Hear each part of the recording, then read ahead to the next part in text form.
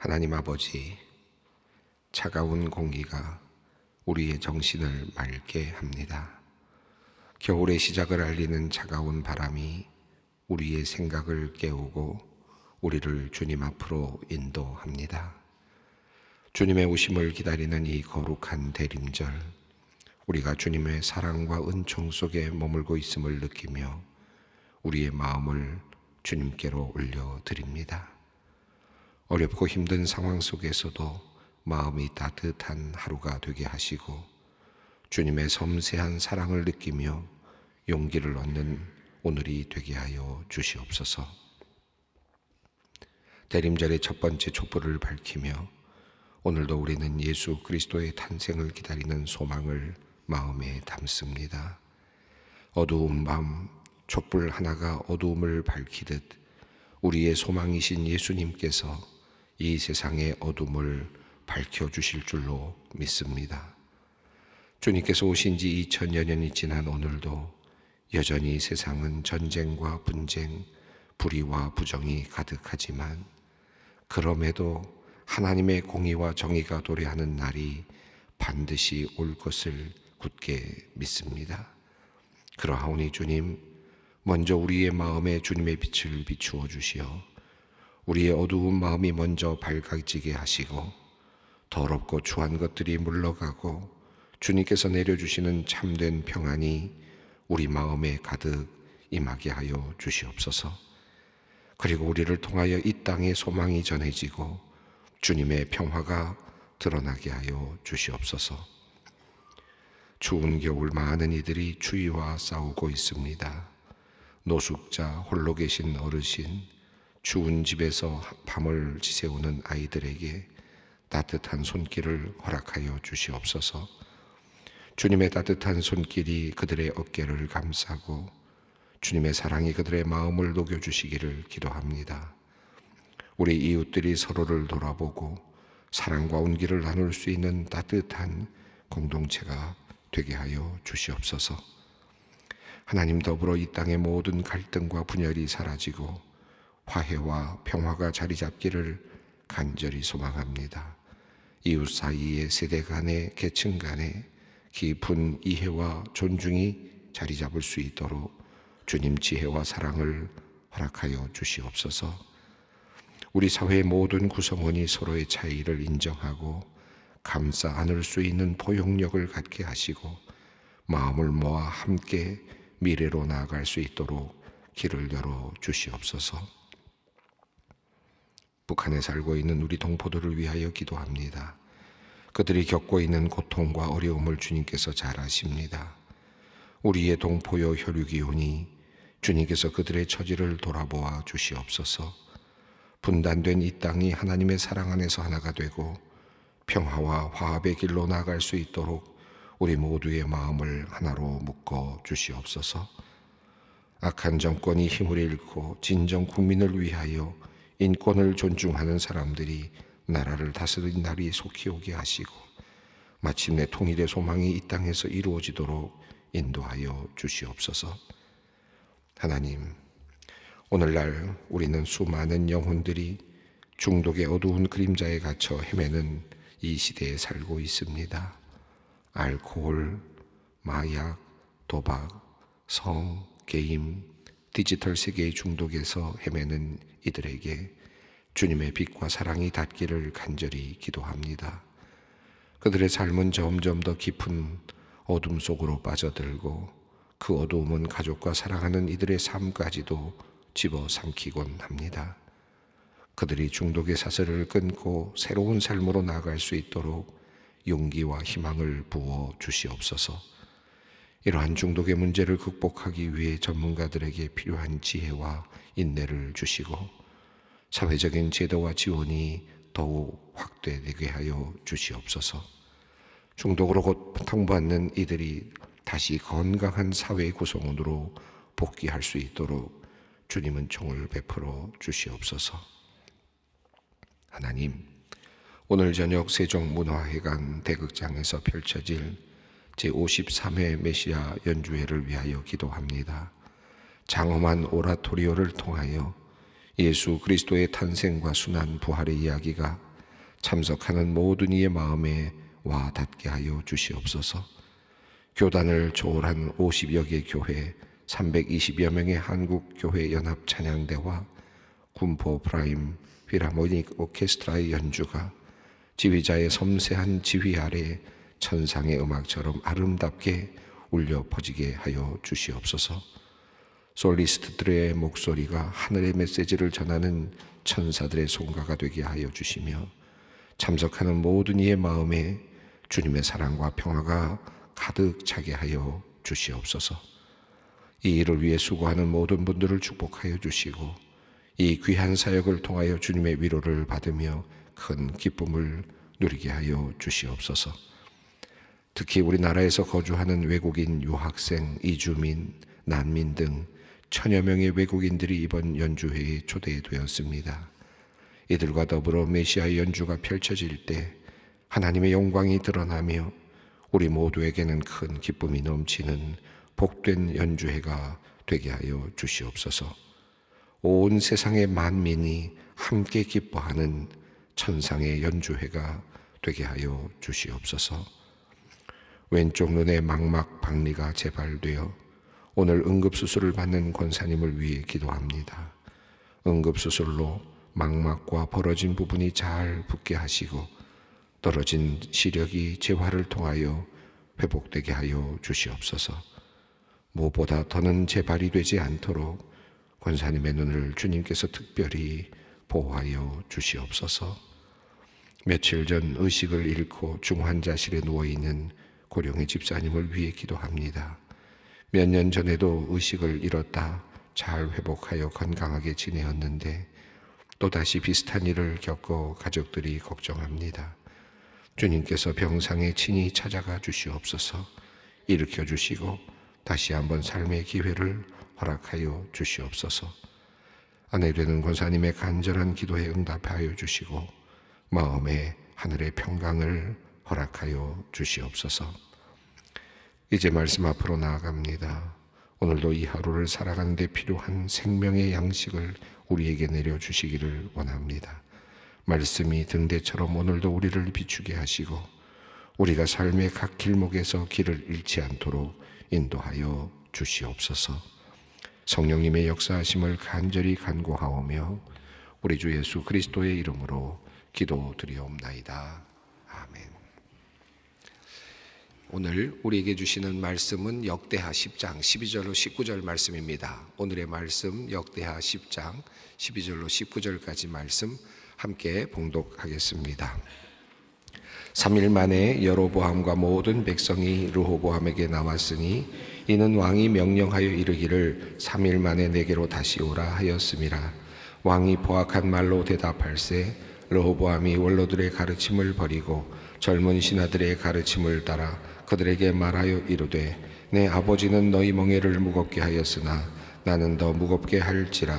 내 아버지는 가죽 채찍으로 너희를 치셨으나 나는 전갈 채찍으로 치리라 하니라. 왕이 이같이 백성의 말을 듣지 아니하였으니 이 일은 하나님께로 말미암아 난 것이라. 여호와께서 전에 실로 사람 아히야로 하여금 느바세 아들 여로보암에게 이르신 말씀을 응하게 하심이더라. 온 이스라엘은 왕이 자기들의 말을 듣지 아니함을 보고 왕에게 대답하여 이르되 우리가 다윗과 무슨 관계가 있느냐? 이새의 아들에게서 받을 유산이 없도다. 이스라엘아 각각 너희의 장막으로 돌아가라. 다윗이여 이제 너는 내 집이나 돌보라 하고 온 이스라엘이 그들의 장막으로 돌아가니라. 그러나 유다 성읍들에 사는 이스라엘 자손들에게는 르호보암이 그들의 왕이 되었더라. 르호보암 왕이 역군의 감독 하도람을 보냈더니 이스라엘 자손이 저를 돌로 쳐 죽인지라. 르호보암 왕이 급히 수레에 올라 예루살렘으로 도망하였더라. 이에 이스라엘이 다윗의 집을 배반하여 오늘까지 이르니라. 아멘.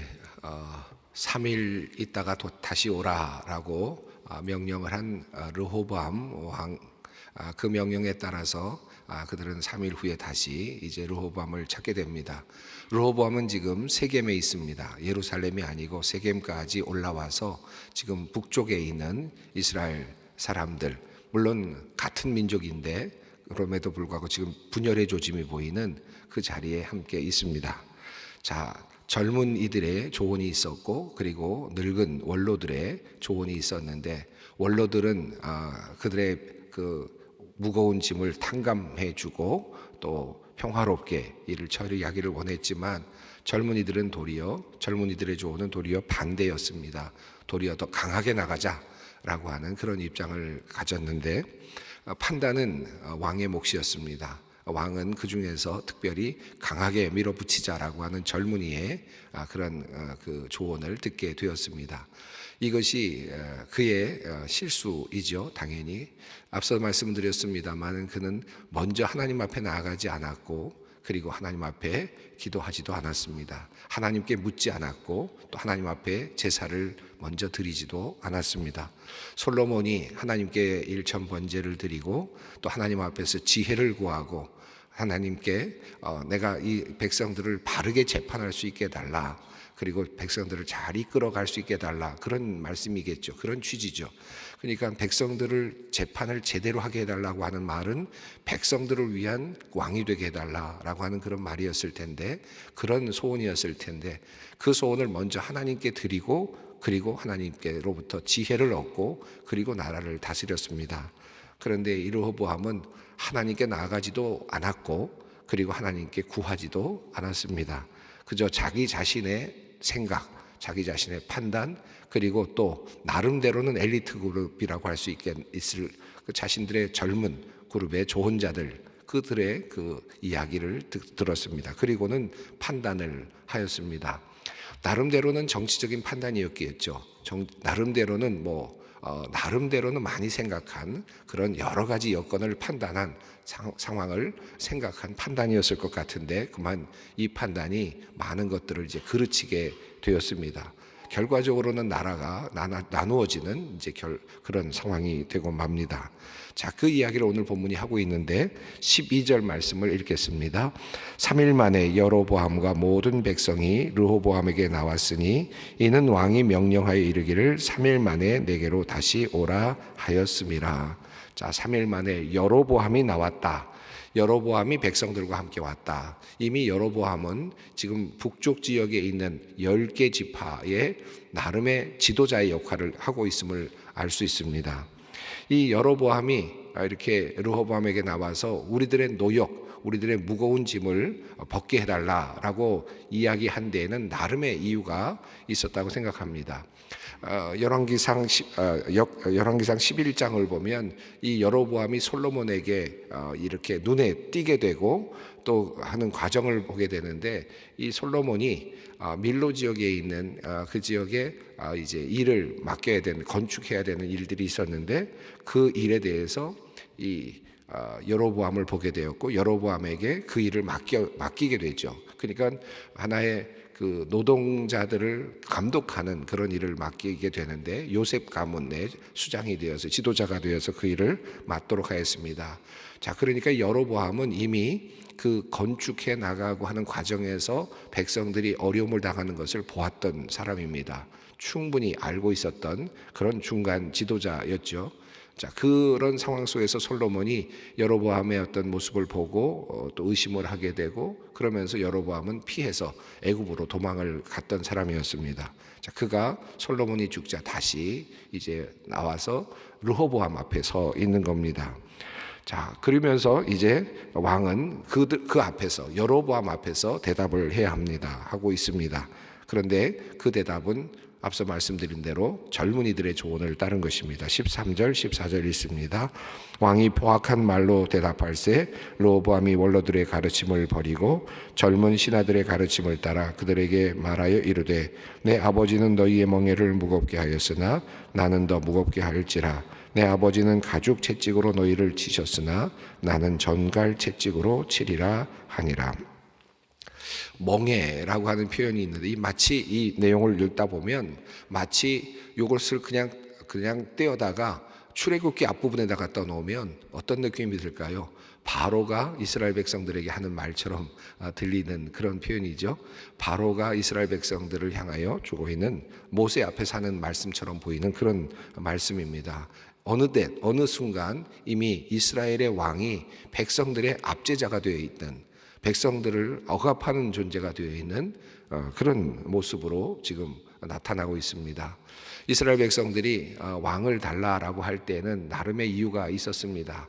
여러 가지 주변의 정황들, 정치적인 상황들 속에서 그들에게도 왕이 있으면 좋겠다라는 마음으로 하나님께 왕을 구했고, 하나님께서는 도리어 왕정을 도리어 원치 않으셨죠. 하나님을 따라서 가기를 원했지만 백성들의 간절한 요구 때문에 왕정을 하나님께서 허락하시지만, 그러나 그들이 결국은 그 왕들이 결국은 너희를 억압할 것이다 라고 하는 말씀을 하셨는데, 결국 벌써 르호보암 시대에 와서 이런 모습이 나타나고 있습니다.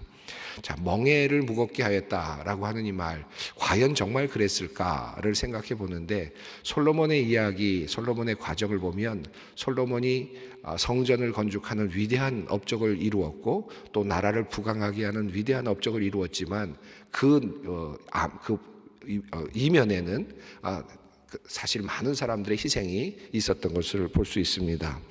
이 열왕기상 5장을 보면 특별히 열왕기상이 그 내용을 자세히 설명하고 있는데, 열왕기상을 보면 역군들을 이제 일으키는 것이 보입니다. 나타나는데, 많은 그 일꾼들이죠. 일꾼들을 동원하는 그런 내용이 나오는데 3만 명을 동원했다라고 하는 그런 내용이 나옵니다. 열왕기상 5장 13절부터 18절까지 있는 내용인데요. 그 내용을 보면 레바논 지역에 가서 그곳에서 일을 시키는데 3만 명을 한 달씩 돌아가면서 일을 시킵니다. 그러니까 한 달 동안 레바논에 가서 일을 하고 다시 고향으로 돌아와서 2달을 있다가 다시 한 달 동안 가는, 이런 방식으로 일을 시키는 것을 보게 되는데, 이 사람들이 다 이스라엘 백성들인 것을 열왕기상은 그렇게 증언을 하고 있습니다. 또 열왕기상 9장 이후를 보면 왕궁을 짓기 위해서, 또 성전을 짓기 위해서, 더 나아가서 단순히 거기에만 있는 것이 아니라 밀로, 그 다음에 예루살렘 성, 그 다음에 하솔, 무깃도, 게셀, 이와 같은 지역에 성을 짓기 위해서 수많은 사람들을 동원했다라고 하는 내용이 나옵니다. 역대상하고 열왕기하고 열왕기서와 역대기와의 차이점이 있는데, 사실 이 부분은 조금 그 이후에 이스라엘 백성들이 이것을 어떻게 해석했느냐와도 관련이 있어 보입니다만은, 열왕기상에서는 이 솔로몬 왕이 그 사람들을, 이스라엘 백성들을 많이 동원했고 그들의 노동력을 가져왔다, 이스라엘 백성들의 노동력을 가져다가 많은 성들을 지었다라고 그렇게 이야기를 합니다. 그런데 역대기 우리가 읽었습니다만, 역대기에서는 우리가 읽었던 것처럼 역대하에서는 특별히 2장 17절부터 18절도 그렇고요. 역대기를 보면 예루살렘 그 솔로몬이 성전을 지을 때 그 이스라엘 백성들을 동원했다라기보다는 이방인들을 많이 동원했다라고 이렇게 표현을 합니다. 짐꾼 7만 명 우리가 읽었습니다만은, 또 산에서 나무를 가져오는 8만 명, 이 인원들이 다 이방인들이었다, 이렇게 표현을 하고 있거든요. 그래서 이스라엘 백성들은 마치 혹사당하지 않았던 것처럼, 노예 생활하지 않았던 것처럼, 역군이 아니었던 것처럼 그렇게 묘사를 하고 있습니다. 이 차이가 무엇일까? 이걸 우리가 좀 더 깊이 살펴볼 필요는 있는데, 특별히 역대기에서 중요한 것은 이스라엘 백성들의 그 분열이라든지 어떤 이런 지금 나누어짐, 특별히 지금 오늘 본문에 나오고 있는 이런 북쪽과 남쪽의 나누어짐의 그 이유가 그와 같은 어떤 하나의 왕의 폭정이라 그럴까요? 왕이 어떤 사람들을 동원해서 그들을 강하게 압박하고 노동력을 착취하였다는 그 결과 때문에 일어난 것이 아니다, 그것은 아니다라고 하는 역대하를 읽고 있는 신앙 공동체의 고백일 수도 있습니다. 또 그 고백이라고 저는 믿습니다. 그러면 그 원인은 어디에 있느냐? 그 원인은 다른 곳에 있다라고 이스라엘 백성들은 훗날 다시 보게 되는 겁니다. 그 원인이 바로 15절에 나옵니다. 15절 말씀을 읽습니다. 왕이 이같이 백성의 말을 듣지 아니하였으니 이 일은 하나님께로 말미암아 난 것이라. 여호와께서 전에 실로 사람 아히야로 하여금 느밧의 아들 여로보암에게 이르실 말씀을 응하게 하려 하심이라. 응하게 하심이더라. 이 아히야의 예언이 응한 것이다 라고 그렇게 이야기를 합니다.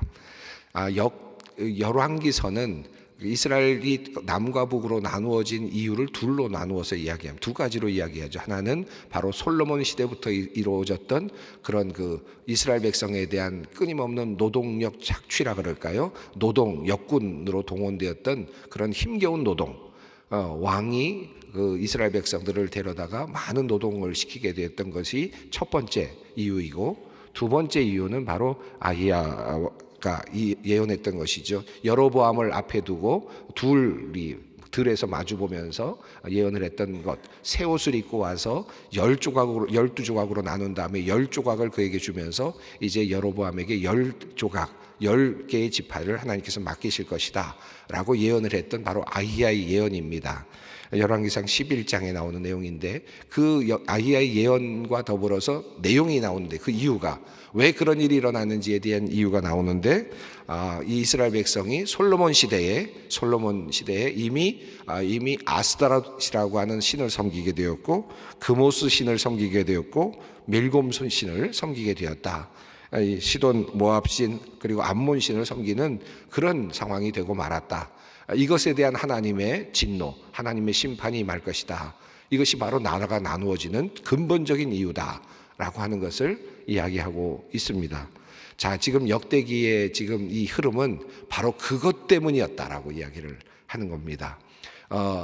솔로몬이 강하게 사람들을 끌어모아서 노동을 요구하고 끌고 갔던 그것이 중요한 것이 아니라, 물론 그것도 있었겠지만 그것이 중요하다고 보지 않고 그들은 지금 하나님을 온전히 섬기지 아니하고 이방신을 섬겼던 바로 그 이유가 이스라엘이 나누어지게 되는 주된 동기였다라고 그렇게 말을 하고 있습니다. 또 이것이 오늘 본문이 우리에게 알려주고 있는 중요한 관점이겠습니다.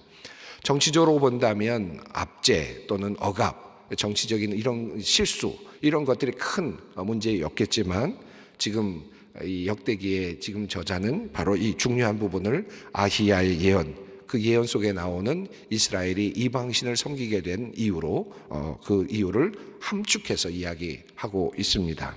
자, 그 이유 때문에 결국 나라가 나누어지는 과정이 되는데, 포악한 르호보암의 그 언어가, 그리고 그의 표현이 이제 이스라엘을 나누게 합니다. 16절 말씀을 읽습니다. 온 이스라엘은 왕이 자기들의 말을 듣지 아니함을 보고 왕에게 대답하여 이르되, 우리가 다윗과 무슨 관계가 있느냐? 이새의 아들에게서 받을 유산이 없도다. 이스라엘아, 각각 너희의 장막으로 돌아가라. 다윗이여, 이제 너는 내 집이나 돌보라 하고 온 이스라엘이 그들의 장막으로 돌아가니라. 이스라엘, 여기서는 온 이스라엘이라고 되어 있는데 10개 지파죠. 뒤에 나오는 이제 17절 이후에 나온 내용을 보면 일부가 유다에 남아 있습니다. 자, 온 이스라엘, 이 10개의 지파의 이스라엘 백성들은 왕이 그와 같이 말을 하는 것을 듣고 이렇게 표현합니다. 우리가 다윗과 무슨 관계가 있느냐? 이새의 아들에게서 받을 유산이 없다. 이스라엘아, 각각 너희의 장막으로 돌아가라 라고 하는 그런 표현을 씁니다. 근데 아마 성경을 읽은 분들은 이 표현이 익숙한 한 표현이라는 것을 어디에서 봤다라는 느낌이 들 텐데요. 바로 사무엘하 20장에 나오는 세바의 반란 사건에 나오는 표현입니다. 세바의 반란은 여러분이 아시는 것처럼 다윗이 이제 마지막 통일 왕국을 막 세우려고 할 때 북쪽 지역에서 반란이 일어나죠. 바로 세바의 반란입니다. 이스라엘 백성들 10개 지파 사람들이 다윗을 이제 쫓지 아니하고, 대부분의 사람들이 다윗을 왕으로 모시려고 했지만, 그러나 일부 세력이 그만 반발을 합니다. 그 세력의 중심에 세바가 있었습니다. 그러니까 이미 이스라엘 북쪽에 있는 이스라엘 백성들은 이 다윗 왕을 왕으로 모시지 않으려고 했던 시도들이 있었다라는 것입니다. 그것이 바로 대표적인 케이스가 세바의 반란입니다. 이 세바가 반란을 하면서 했던 말이 바로 이 말입니다. 우리가 다윗과 무슨 관계가 있느냐? 이새의 아들에게서 받을 유산이 없도다. 이스라엘아, 각각 너희의 장막으로 돌아가라. 사무엘하 20장 11절에 나오는 내용이죠. 자, 그러니까 이미 오래전부터 다윗 왕 시대부터 왕의 통일이 일어나는 그 시점까지도 이 북쪽과 남쪽의 분열 관계는 계속되고 있었습니다. 이미 서로 나누어진 그런 마음의 나누어짐이 있었다. 근데 다윗을 통해서 그것이 통합이 됐고, 그리고 40여 년의 다윗의 통치, 그리고 솔로몬의 또 40년의 통치 동안 이것이 하나가 되면서, 그리고 통일된 나라를 이루면서 오게 된 것입니다. 그러니까 이 자체가 하나님의 은혜였습니다. 또 한편으로는 여전히 그 안에는 그런 나누어짐의 조짐이 있었다라는 것입니다. 자, 평화가 80여 년 동안 한 나라를 이루면서 내려왔는데, 그럼에도 불구하고 이 깨어지는 순간은 아주 순간의 그런 일이 되고 말았습니다. 한 번의 실수, 르호보암의 단 한 번의 실수가 결과적으로는 어마어마한 결과를 낳게 됩니다. 17절 읽습니다. 그러나 유다 성읍에 사는 이스라엘 자손에게는 르호보암이 그들의 왕이 되었더라. 자, 18절 19절 읽습니다. 르호보암 왕이 역군 감독 하도람을 보냈더니 이스라엘 자손이 저를 돌로 쳐 죽인지라. 르호보암 왕이 급히 수레에 올라 예루살렘으로 도망하였더라. 이에 이스라엘이 다윗의 집을 배반하여 오늘까지 이르니라. 모이게 하고 하나 되게 하는 것은 참 어렵습니다. 더디기도 합니다. 어렵게 힘든 과정을 통해서 다윗 왕이 나라를 통일하고 한 나라를 이끌어 왔는데, 80여 년 동안 아주 큰 나라를 이루면서 솔로몬의 시대에는 아주 큰 나라를 이루고 모든 세상에 영향력을 미치는 위대한 나라를 이루었지만, 그러나 그 분열의 조짐을 갖고 있었던 그것이 한 사람의 실수, 르호보암의 실수죠. 그러나 영적으로 본다면 하나님의 심판이었습니다. 이 두 가지가 함께 맞물려 있고 동시에 하나님의 역사가 숨겨져 있음을 보게 됩니다. 르호보암이 그렇게 하지 않았어야 됐지만, 르호보암은 자신의 결단으로 그것을 했지만 결과적으로는 하나님의 뜻을 이루는 심판의 뜻에 다가가는 그런 역할을 하게 됩니다. 나누고 깨어지는 것은 순간입니다. 그리고 결국 나라는 이제 분열된 상태로 오늘까지 이르렀다. 긴 시간 동안 이스라엘은 하나가 되지 못한 채로 나누어진 채로 수백 년을 가게 됩니다. 이것이 오늘 본문이 우리에게 주고 있는 말씀입니다. 하나님을 온전히 섬기지 않았던 그 대가, 온전히 하나님만을 섬기기로 원하고 성전을 짓고 하나님께만 예배를 드리고자 했던 솔로몬, 그러나 그럼에도 불구하고 이방신들을 들여오면서 결과적으로는 심판을 자초하게 되었고, 그리고 그 심판의 결과가 두 나라로 나누어지는 그런 결과가 됩니다. 더 나아가서 르호보암의 그 순간의 실수가 결국은 잠재되었던 많은 문제들을 다시 만들어내고 결국은 나라를 나누게 만드는 참 어려운 국면으로 가게 만드는 일이 되고 말았습니다. 오늘 우리들의 삶 속에도 그런 일들이 참 많습니다. 아슬아슬하게 가고 있는 것들이 참 많은데, 하나님께서 지켜주셔야 하는데, 하나님만 바라봐야 하는데, 우리가 때로는 다른 것까지 바라보다가 또는 또 때로는 실패할 때가 많습니다. 그리고 순간의 실수가 결국은 이 모든 것들을 가져올 때가 참 많습니다. 하나님께 우리가 깊이 하나님 앞으로 나아가고 하나님만을 바라보면서 또 하나님 앞에서 실수하지 않기를 바라는 마음으로, 하나님의 뜻이 온전하게 이루어지기를 바라는 마음으로 오늘 기도의 자리에 함께 나가기를 원합니다. 함께 기도하겠습니다. 하늘에 계신 우리 아버지, 아버지의 이름을 거룩하게 하시며 아버지의 나라가 오게 하시며 아버지의 뜻이 하늘에서와 같이 땅에서도 이루어지게 하소서. 오늘 우리에게 일용할 양식을 주시고 우리가 우리에게 잘못한 사람을 용서하여 준 것 같이 우리 죄를 용서하여 주시고 우리를 시험에 빠지지 않게 하시고 악에서 구하소서. 나라와 권능과 영광이 영원히 아버지의 것입니다.